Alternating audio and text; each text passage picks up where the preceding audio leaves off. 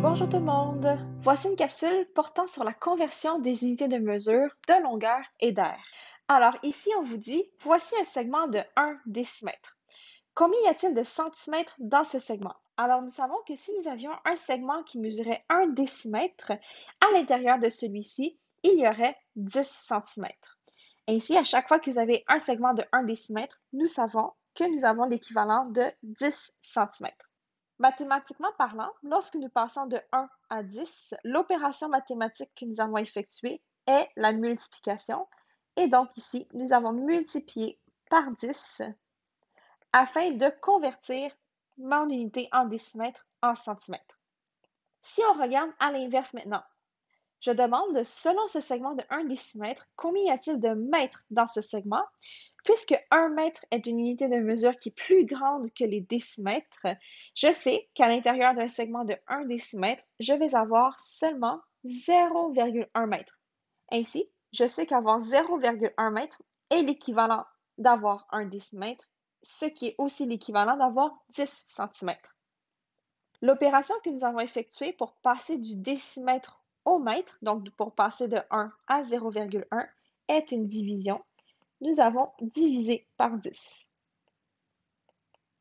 Ainsi, lorsque nous voulons convertir nos unités de mesure en calculant des longueurs, nous savons que lorsqu'on rétrécit notre unité de mesure, je dois aller multiplier ma valeur par 10. Alors que si je veux agrandir mon unité de mesure, je dois les diviser par 10. Par exemple, pour passer du décimètre au centimètre, je sais que je dois multiplier ma valeur par 10, alors que pour passer du décimètre à l'unité de base qui sont les mètres, je dois les diviser par 10. Regardons quelques exemples ensemble. Ici, j'aimerais savoir 42 mètres est l'équivalent de combien en centimètres? Alors, si je veux passer de mètre à centimètre, je sais que je vais devoir passer par mon décimètre. Ainsi, pour passer de mètre à décimètre, je multiplie par 10 et décimètre à centimètre, je multiplie par 10. Ce qui veut dire que pour passer du mètre au centimètre, je vais avoir multiplié par un total de 100 parce que multiplier par 10 deux fois est l'équivalent de multiplier par 100. On trouve donc que 42 mètres multiplié par 100 est l'équivalent d'avoir 4200 cm. On procède de la même manière pour les kilomètres. Donc, si je veux passer de mes kilomètres à mètres, je sais que je vais devoir passer par mes hectomètres ainsi que mes décamètres. Puisque je dois passer par 3 unités de mesure et je vais vers la droite, je sais que c'est une multiplication. Et puisque ce sont 3 unités de mesure, je sais que je dois ajouter 3 zéros ou d'aller multiplier par 1000. Ici, je multiplie par 10, par 100, par 1000. Je fais donc 2,3 km fois 1000 afin de me donner 2300 mètres.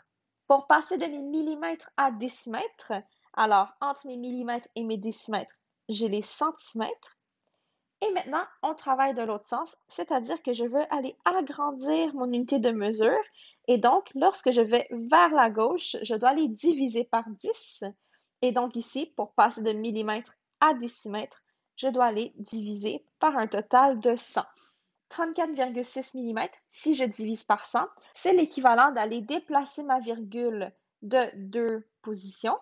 Et ceci donne que 34,6 mm est l'équivalent de 0,346 décimètres. Finalement, j'ai 46 763 mm que je veux déterminer l'équivalent en kilomètres. Donc, entre mes millimètres et mes kilomètres, j'ai toutes mes unités de mesure. Et puisque je dois faire 6 bonds pour passer de mes millimètres à mes kilomètres, je sais que je dois faire une division par 6 zéros, donc c'est-à-dire une division par 1 million. Dans mon nombre en millimètres, je peux donc aller déplacer ma virgule vers la gauche 6 fois, donc 1, 2, 3, 4, 5, 6. J'ai donc une valeur de 0,0466763 km. Maintenant, allons voir comment nous pouvons travailler avec les unités de mesure lorsque nous calculons l'aire des figures. Ici, nous avons un carré qui mesure 1 décimètre de côté. Ceci veut dire que je vais avoir 1 décimètre pour ma hauteur ainsi que 1 décimètre pour la base. Et nous savons que pour calculer l'aire d'un carré, nous multiplions ces deux valeurs ensemble, ce qui me donne 1 décimètre carré. J'aimerais encore une fois aller déterminer combien il y a de centimètres carrés à l'intérieur de cette figure qui est aussi un carré. Donc, je sais que si ma base mesure 1 décimètre, je vais avoir en réalité 10 centimètres. Même chose pour ma hauteur, elle mesure 1 décimètre, donc c'est l'équivalent d'avoir 10 centimètres. On obtiendrait donc quelque chose qui ressemble à ça. Et on peut facilement voir qu'avoir un carré qui mesure 1 décimètre de côté est l'équivalent d'avoir un carré qui a 10 centimètres de côté. Alors j'ai 10 centimètres ici, 10 centimètres ici, ce qui donne une aire de 10 fois 10 qui donne 100 centimètres carrés. Donc un carré qui a une aire de 1 décimètre carré est l'équivalent d'avoir 100 centimètres carrés. Ainsi, vous voyez que contrairement au début de la capsule, pour passer de mes décimètres carrés à centimètres carrés, je ne fais plus des bonds de 10, mais bel et bien des bonds de 100.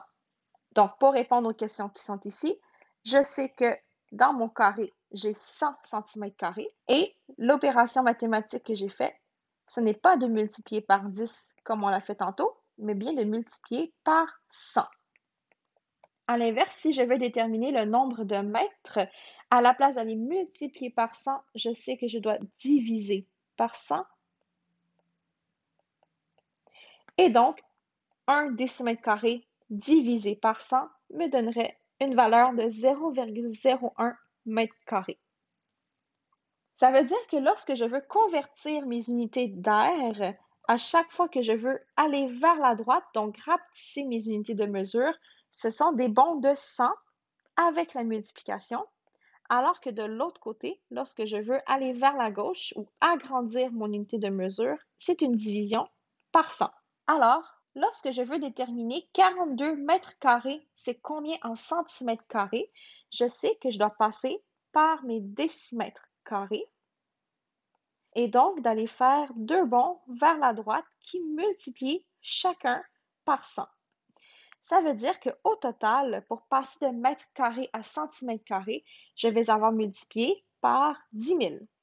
En multipliant 42 par 10 000, j'obtiens donc 420 000. Et donc, 42 mètres carrés est l'équivalent de 420 000 centimètres carrés.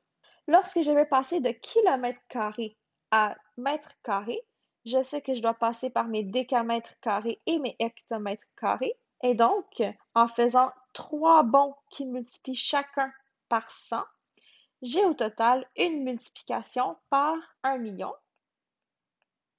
Et ici, 0,23 multiplié par 1 million me donne 230 000 mètres carrés. Pour passer de mes millimètres carrés à mes hectomètres carrés, on procède de la même manière.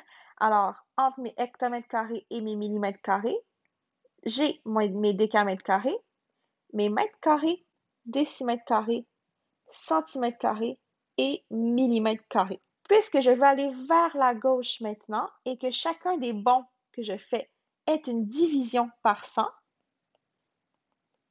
je pourrais faire ce calcul avec ma calculatrice et on obtiendrait ici la valeur suivante.